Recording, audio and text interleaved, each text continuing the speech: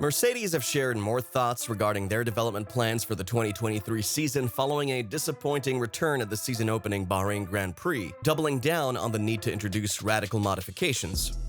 Mercedes found themselves as the fourth-best team behind Red Bull, Ferrari, and Aston Martin in both qualifying and race trim at Sakir, with Lewis Hamilton and George Russell finishing almost a minute away from victory in P5 and P7 respectively. Keep watching to find out all about Mercedes' plans to get back on top after their latest failure. After team principal Toto Wolff stated that Mercedes need to be bold with future updates amid questions over the Squad Zero sidepod design, trackside engineering director Andrew Shovlin opened up about what's next. People have tended to use the word concept when they mean the sidepod design, and Toto had said recently that we're looking at a revision that is going to come along in the next few races anyway. Given the gap to the front, of course we're going to look at bigger departures and more radical changes. But those changes take time to turn into a faster solution in the wind tunnel.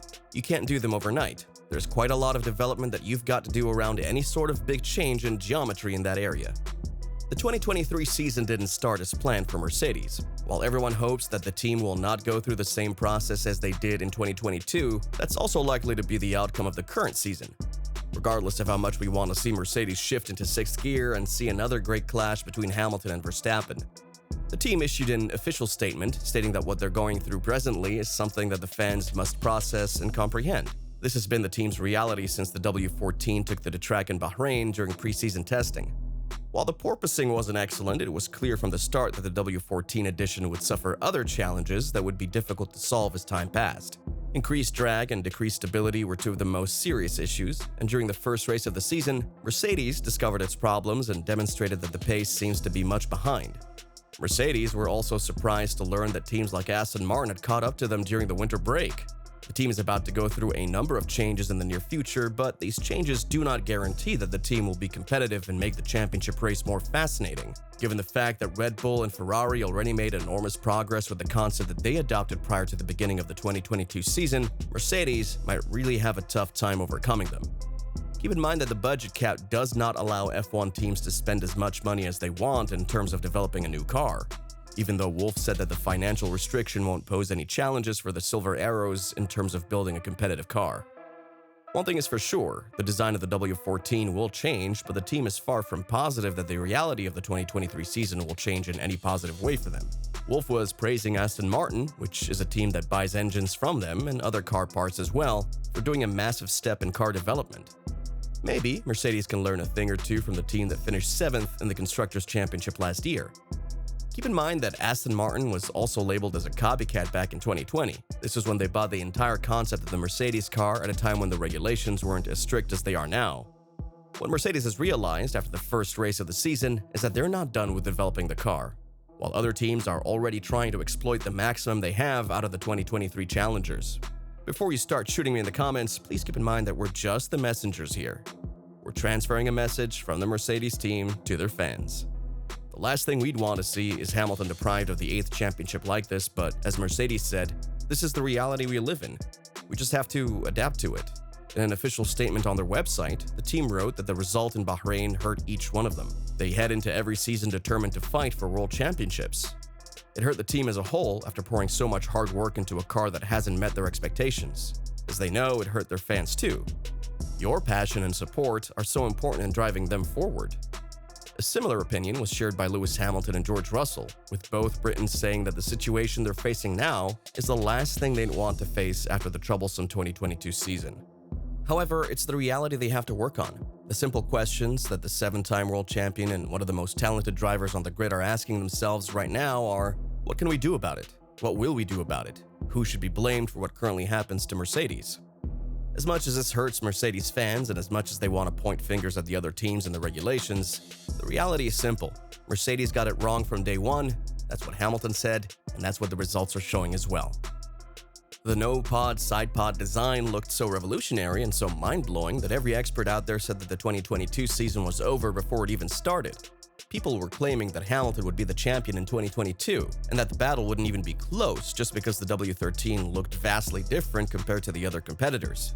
But ever since the first race in 2022, it's been evident that Mercedes is not in the right spot, and fighting for a podium finish was definitely not the mindset that Hamilton and Russell had in mind prior to entering the season. Therefore, the logical thing, as Hamilton also said, would have been for Mercedes to go with a brand new design and ditch the sidepod design that they labeled as innovative.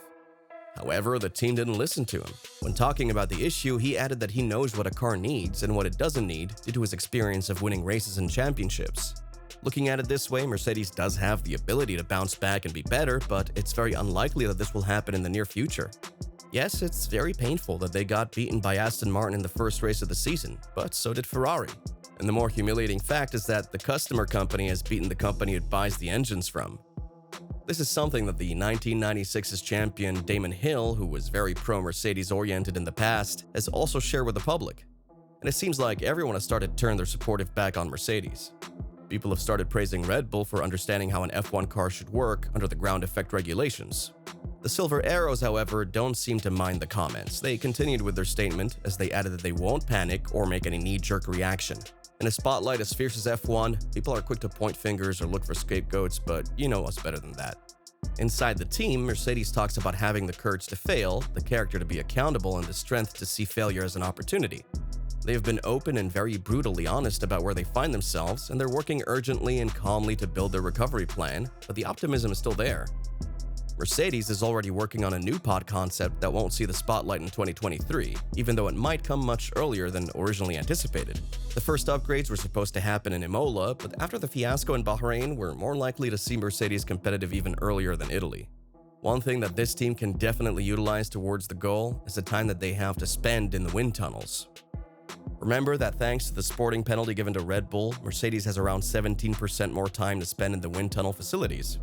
According to Mark Hughes, this is exactly where all the problems can be resolved. One direct proof of that is the battle with Aston Martin, because on the mechanical side of things, these two teams are practically the same.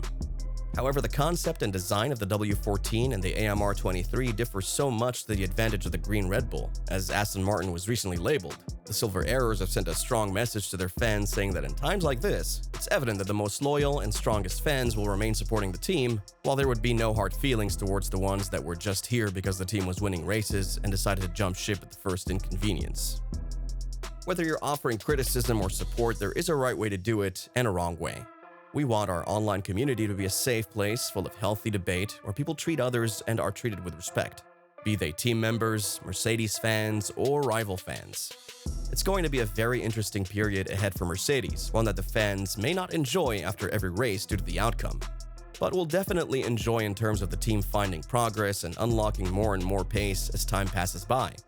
Sure, Hamilton may not live to lift the 8th record-breaking championship in the next 2 years, but something that the media really wants to portray is the main reason why the Briton hasn't yet signed the extension with Mercedes, despite Norris being available in 2025 and beyond.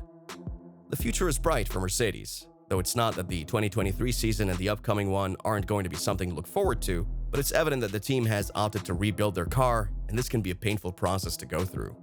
What do you think about Mercedes' statements? Do you think that they used to be competitive prior to Hamilton's retirement? Let us know what you think in the comments below. See you next time.